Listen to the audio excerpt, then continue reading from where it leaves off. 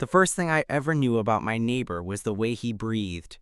Not his name, not his face, just the sound. Slow, steady, sometimes uneven, coming through the thin wall between our apartments late at night, like we were sharing the same lungs.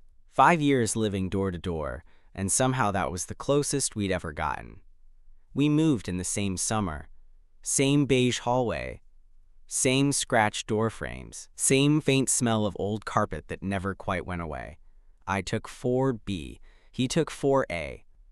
I remember hearing boxes scrape across the floor that first night, the dull thud of furniture, the quiet muttered swearing when something didn't fit through a doorway. I almost knocked. Almost said hi. I didn't. Instead, we learned each other in fragments. He had a habit of pacing when he talked on the phone, footsteps back and forth like a pendulum. I learned the difference between his work calls and personal ones by the way his voice softened, dropped. I knew when he couldn't sleep because he'd play the same acoustic song on repeat, low enough that it felt like it was meant just for him. Or maybe for me. I never knew. He learned me too, whether he meant to or not. The shower I took too late at night, the way I slammed cabinets when I was anxious, the laugh I hated, too loud, too sudden, that slipped out when I watched dumb videos alone. Sometimes I'd freeze, wondering if he heard it, wondering if he smiled. We never spoke, but we communicated. It started with notes. A scrap of paper slid under my door after my smoke alarm went off at 2 a.m. "You good in there?" No name, just that. I wrote back on the back of an old receipt and slid it under his door the next morning. Asterisk. All good. Sorry. A pause. Then another note appeared later that night. No worries. Happens. After that, it became normal. Passive, comfortable, notes about packages. About noise. About nothing. Sometimes I'd recognize his handwriting before I even read the words. Tight, careful, like he thought too much before committing to ink. Then there was the Wi-Fi. One day my network went down, and I saw it on the list, 4A underscore, or underscore else. I laughed out loud, then renamed mine asterisk 4B underscore, or underscore what? 5 minutes later, his changed to asterisk depends underscore who's underscore asking. I stared at my phone longer than I should have. My chest felt stupidly warm. We never acknowledged it, but it stayed that way for years, like a private joke we refused to say out loud. I imagined him constantly, not in a dramatic way, just quietly. The way his shoulders might look filling a doorway, the expression he'd make when he smiled. I built him from sound and instinct and proximity. Sometimes I worried the real version would ruin it. Sometimes I worried he'd be better. The first time I actually saw him was an accident. The power went out on a Thursday night in late October, the kind of blackout that swallows everything at once. No elevator, no hallway lights. Just doors opening cautiously, people peeking out like groundhogs. I opened mine at the same time he opened his. For a second, neither of us moved. He was taller than I expected. Softer too. Not intimidating. Just real. His hair was damp, like he just showered. He held his phone up for light, and when it hit my face, his eyes widened slightly. Recognition. Not of my face, but of me. The voice. The neighbor. "Hey," he said. It wasn't charged. It wasn't dramatic. Just a word. But it landed like something shifting into place. "Hey," I said back. We stood there in the dark hallway, 5 years collapsing into one quiet moment. I realized then that whatever this was, whatever we'd been building through walls and notes and shared silence, it had always been moving toward this, toward finally being seen. And somehow, that felt more terrifying than staying strangers ever had. I went back inside eventually. So did he. The power came back an hour later, but the air between our doors felt different after that, like it had learned our names, even if we hadn't said them yet. I lay in bed that night, listening to him move around, and for the first time, the wall didn't feel like protection. It felt like a pause, like something waiting. The next morning, I left 10 minutes earlier than usual just to avoid the hallway. It was stupid. I knew it was stupid even as I did it, keys in hand, shoes half-laced, heart doing that annoying, hopeful, anxious thing like something big was about to happen. Nothing had happened. 2 guys said hi in the dark. That was it. Still, I wasn't ready for the possibility of more. Except the universe, apparently, didn't care. I opened my door and almost ran straight into him. Sorry, we both said at the same time, then froze again like we were terrible at learning lessons. Up close, in actual light, he looked different than he had in my head. Warmer. Less sharp around the edges. There were faint lines at the corners of his eyes, the kind that came from smiling without thinking about it. He smelled like soap and coffee. No, that was my fault, he said, shifting his weight back a step. I didn't think anyone else would be out this early. Yeah, I said. Brilliant. 5 years of near intimacy, and that was my contribution. There was a pause. Not awkward exactly. Just careful.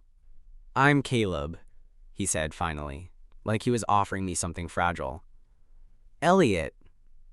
Saying my name out loud to him felt oddly intimate, like crossing a line we'd been circling for years. He nodded once, filed it away. Nice to finally put a name to the noise. I laughed before I could stop myself. A real laugh. His mouth tilted up immediately, like he'd been waiting for it. Same, I said. You pace when you're nervous, by the way. He winced. Damn, I was hoping that wasn't obvious. Oh, it is, I said, then added, softer. I do the cabinet thing. Yeah, he said gently. I know. Another pause. Longer this time. Well, he said, glancing down the hallway. I should probably go before this turns into a whole thing, and we're both late to our separate lives. I nodded, even though something in me resisted the idea of retreating back behind our doors. Yeah, probably. He hesitated, hand on his doorknob. Listen, I know this is weird, but if you ever want to actually talk, like not through drywall or Wi-Fi jokes, I do, I said immediately. Too immediately. Then I softened it. I mean, yeah, I'd like that. His smile this time wasn't cautious. It was real. Cool, he said. Then I'll see you. Elliot. See you, Caleb. We both went our separate ways, and my entire commute felt like I was floating half an inch above my body. I replayed the conversation over and over, cataloging every look, every pause, like they were clues to something bigger. That night, I found a note under my door. You free tomorrow? C-Sime. I stared at it for a long time before picking up a pen. Yeah, E-Sime. That was it. No time, no plan. Somehow that felt right. The next evening, there was a knock. Not a slide under the door. Not a shared signal. An actual knock. When I opened it, he was standing there with 2 beers and that same careful smile. Hi, he said. Hi, I echoed, stepping aside to let him in. We sat on my couch, knees almost touching, talking about nothing at first. Work, the building, the guy downstairs who played bass at midnight. The easy stuff. The safe stuff. But underneath it all was this hum, like we were both aware we were finally in the same room after years of orbiting. At some point, the conversation slowed. Not because we ran out of things to say, but because neither of us wanted to rush whatever came next. I used to wonder about you, he said quietly. All the time. Me too, I admitted. He looked at me then. Not through a wall, not through a door, not through years of distance, but directly. Present, real. And for the first time, the silence between us didn't feel empty. It felt full. The first thing I noticed, once Caleb was actually inside my apartment, was how quiet he was. Not uncomfortable quiet, intentional.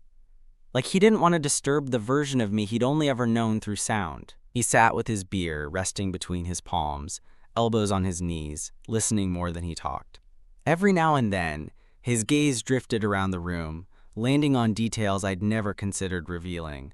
My uneven bookshelf, the plant I kept forgetting to water, the framed photo I'd meant to replace for years. "This is exactly how I pictured it," he said, almost to himself. "Yeah?" I asked. "What gave it away? The aggressively average furniture?" He smiled. "The way you move. You're careful with things, even when you don't have to be." I didn't know what to do with that, so I took a sip of my beer and let the quiet stretch again. It felt earned, like a reward for patience. Eventually, he leaned back against the couch, exhaling. I should probably say this before it gets weird later. "Okay," I said, heart thudding. "I didn't avoid you because I wasn't curious," he said. "I avoided you because I was." That landed deeper than I expected. I kept telling myself that whatever I imagined about you would be better than the real thing. He continued. "And if we met and it wasn't right, I didn't know what I'd do with that." I nodded slowly.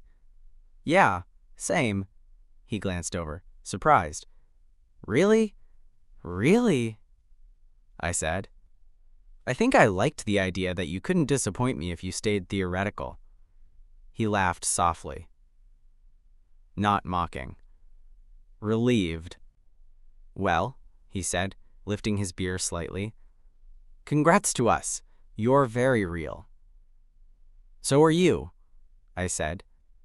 At some point, without either of us announcing it, the distance between us closed. Not all at once, just a few inches at a time. Our knees brushed, stayed there, neither of us pulled away. He didn't look at me right away, just stared ahead, jaw tight, like he was giving himself time to feel whatever was happening without running from it. "Can I ask you something?" he said. "Yeah." "Did you ever—" He paused, then shook his head. "Never mind."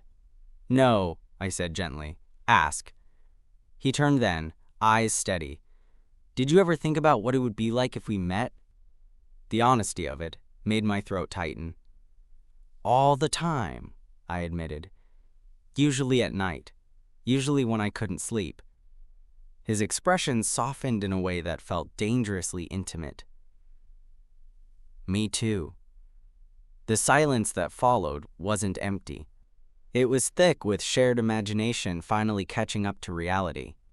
He lifted his hand, hesitated, then rested it lightly on the back of the couch behind me, not touching, but close enough that I felt the heat of him. I leaned back without thinking, just enough that my shoulder brushed his arm. He inhaled sharply, then relaxed. "Okay," he murmured. "That's okay." We stayed like that for a long time.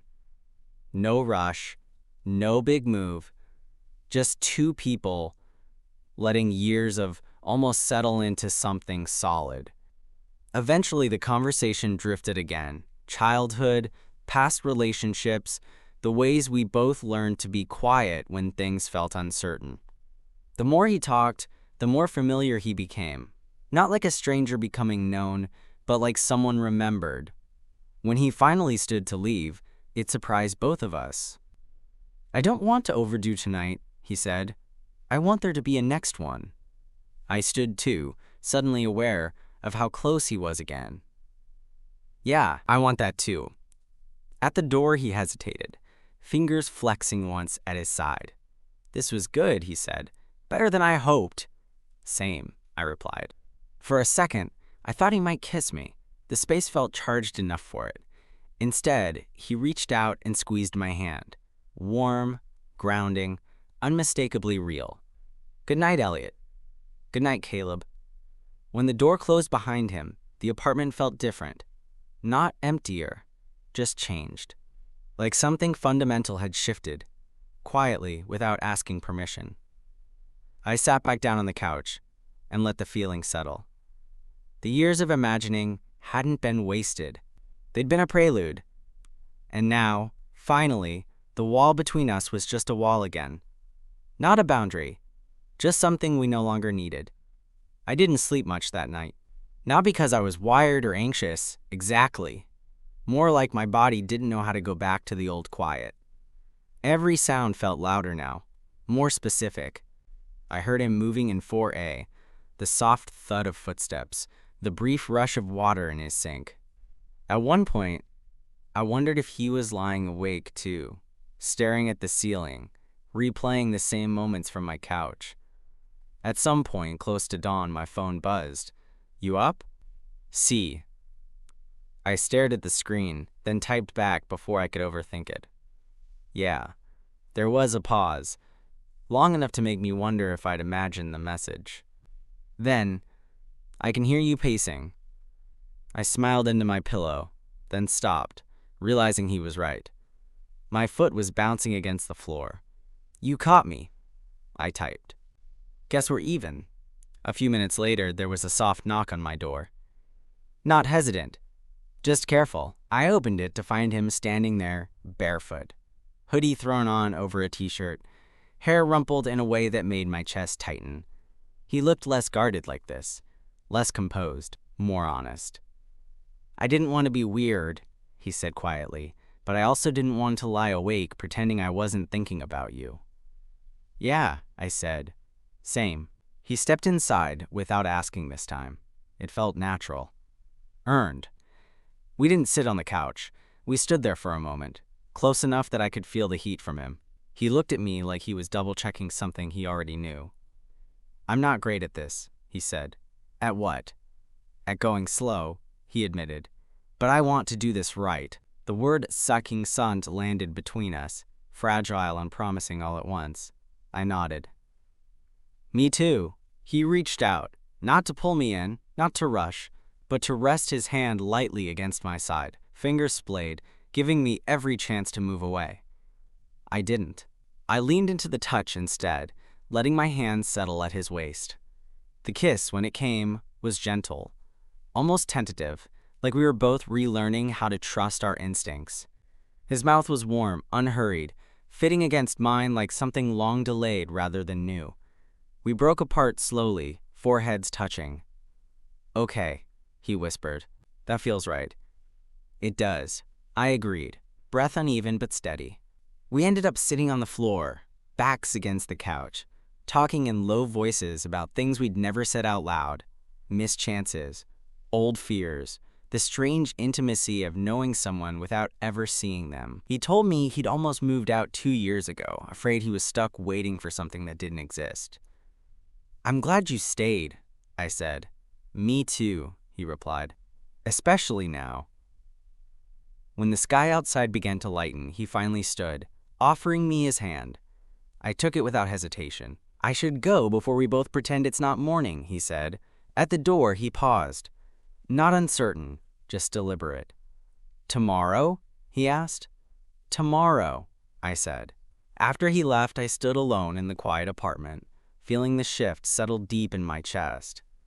5 years of parallel lives, finally bending toward each other. For the first time since I'd moved into 4B, the hallway no longer felt like neutral ground. It felt like a beginning. And whatever came next, I knew one thing for certain. We were done listening through walls. The building started noticing us before we noticed ourselves. It was small things at first.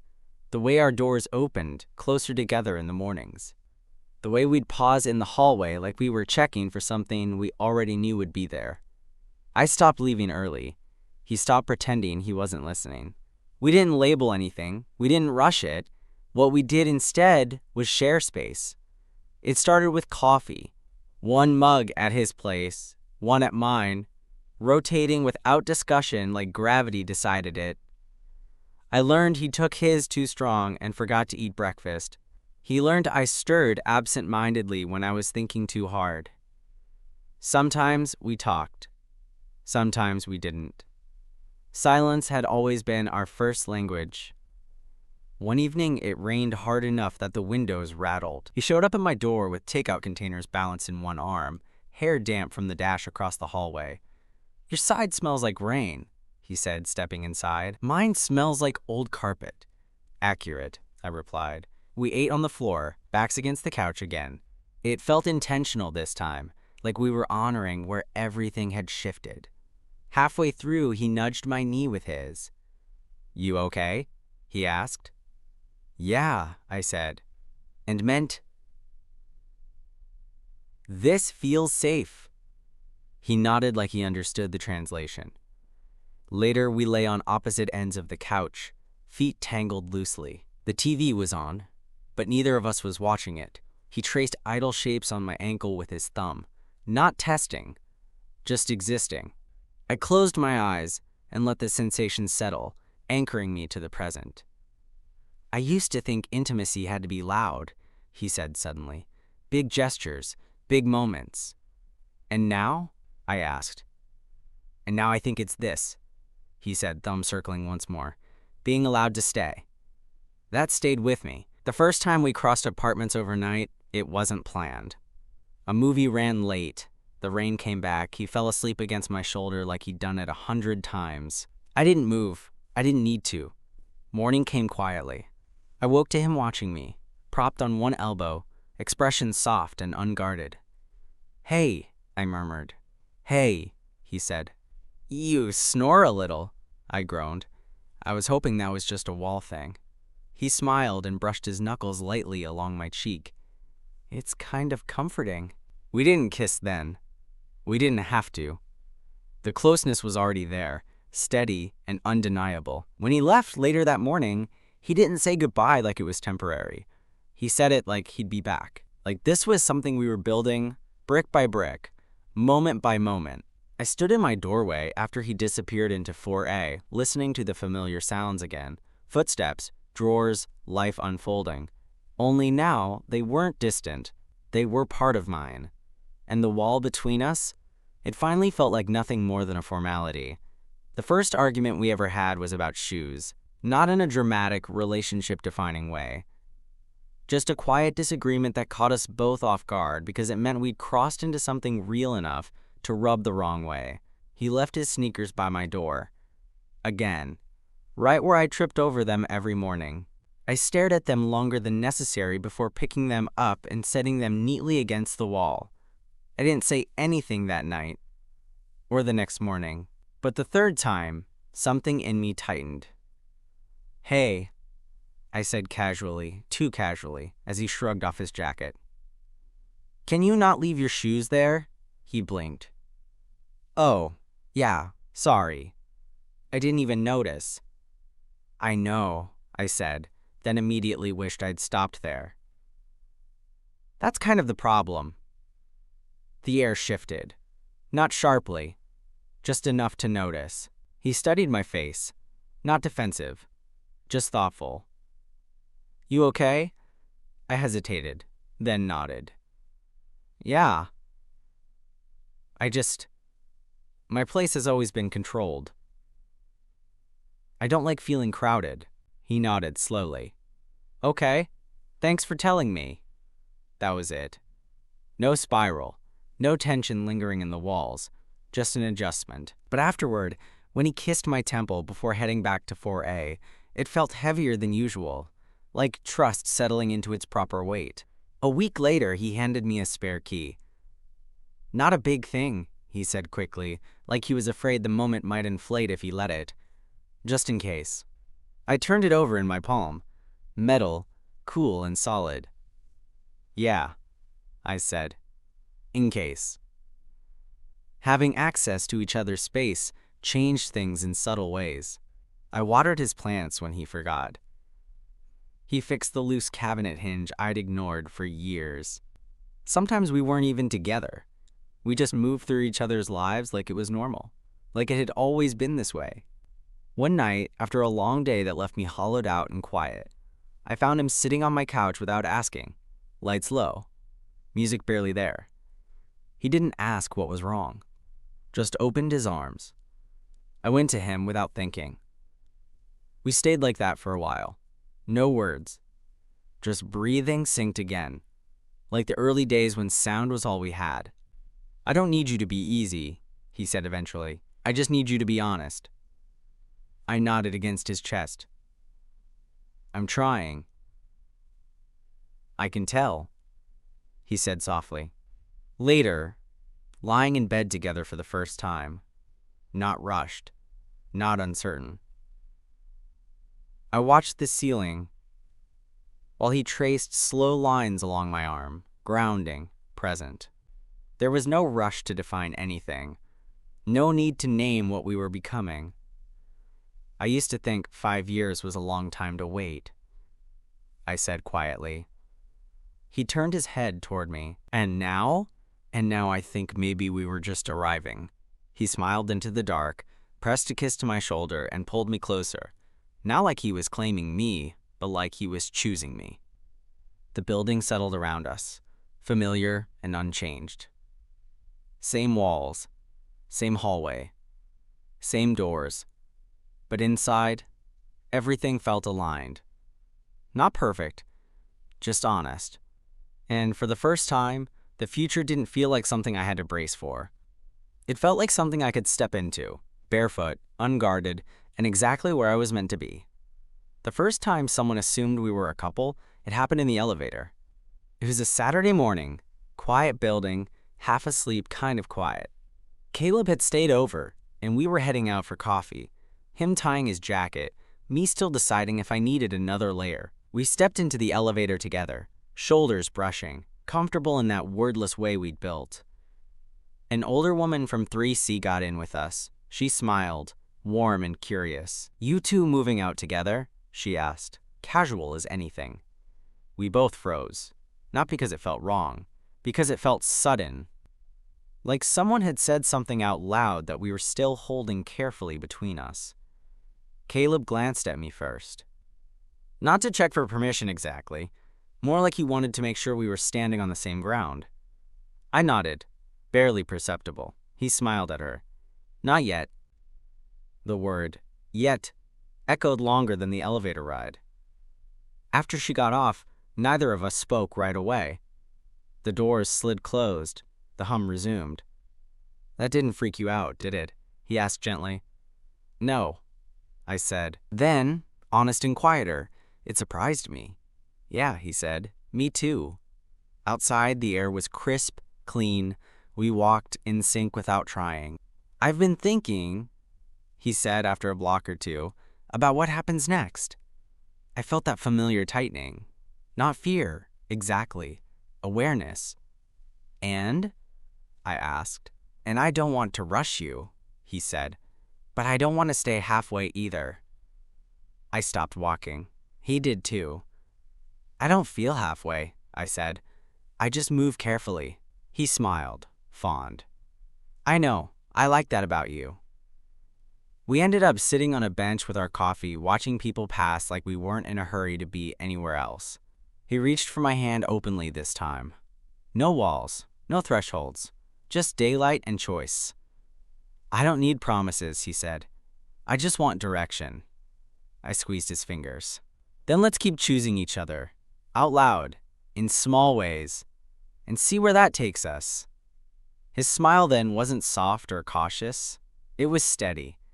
"I can do that," he said. That night, back in my apartment, I caught myself listening again. Old habit.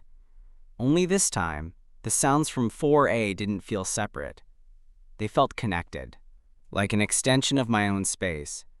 Before bed, I taped something new to the wall between us. Just for me. A small note, folded once.